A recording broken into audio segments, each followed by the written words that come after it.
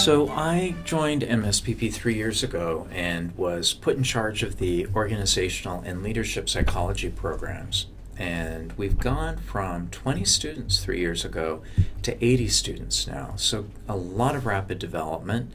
And the programming includes the Leadership PsyD, Organizational Psychology Master Degree, Higher Education Master Degree. We have an Executive Coaching Graduate Certificate, and we've just added a Health Coaching Certificate as well that I'm helping to develop. MSPP continues to shift and adapt to the changes in psychology, but also the changes in higher education. So it has grown from what was once a school that was based on clinical psychology only programs to include clinical still. We have school psychology, counseling psychology, and we're the new kids on the block, organizational and leadership psychologies. And may I add, Business Insider magazine last week put as a #1 of 30 top careers in America as organizational psychology. There is so much change going on in the 21st century, and it's going on so rapidly that organizations, in order to survive, need organizational psychologists to come in and diagnose and then help those organizations move to action. Rather than often what we see is it jump to action and then after a lot of time and expense move into the diagnosis. But in order for organizations not to go extinct, they need to be adaptive, and that's really tough work to do, but our students are doing it. MSPP was always known for putting out really good clinicians, and I worked with a lot of those clinicians in the community as a psychologist myself. And when I was given the charge to go out and establish 21st century leadership programs, MSPP was the place that was ready to join me in that adventure and that effort. So we're the first leadership psychology doctoral program in the world. Not for long, which is good because that raises everyone's boats. Europe is joining us in that, and we're helping them create those programs. But MSPP had the foresight to bring that type of psychology into its portfolio.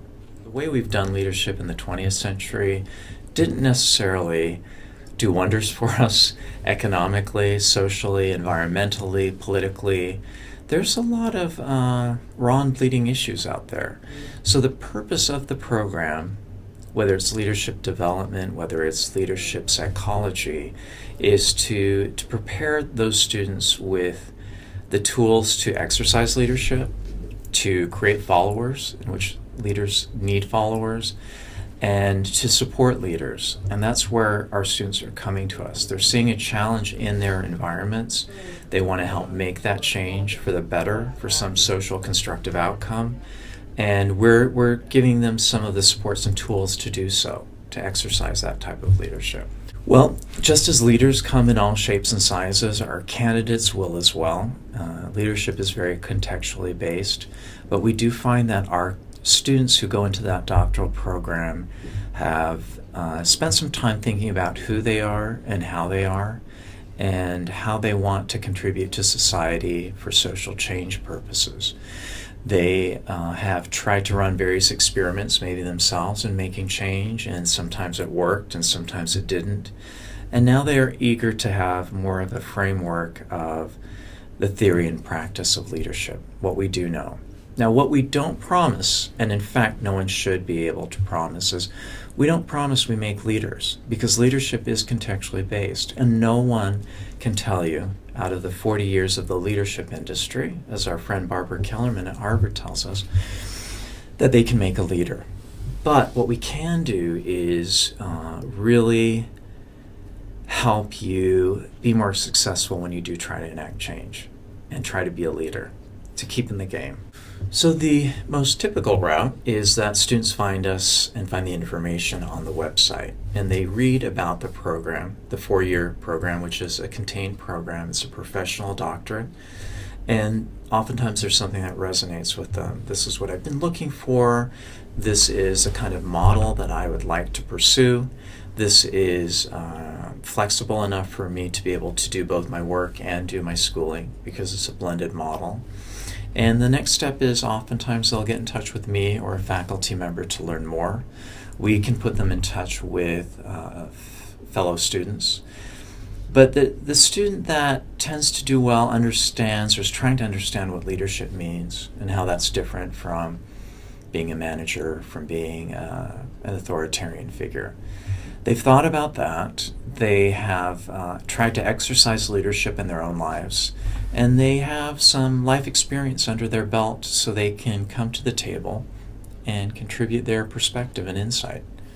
The instructors are, I have to say, cherry-picked by me, who are real 21st century teachers and learners themselves. And by that I mean they're engaging students in an entirely different way of the butts and seats approach. They come to us from around the country. They are very much involved in the students and the student development. They are understanding that leadership is not a characteristic-based approach, but it's actually a contextually based approach to change, and they're very much involved in working with the students to gain some insight and perspective on how they're going to make some of the shifts that they want to make in their lives and contribute to the world in that capacity, small or large, whatever that may be. Well, I think, I want to keep it at a place where there is a lot of interaction between students and with the faculty as well. So a manageable size, 7 to 10 students per year. I'm eager for the students to create amazing doctoral projects that launch them into their next steps. And I think those amazing projects will just continue shining light on the good work we're doing here.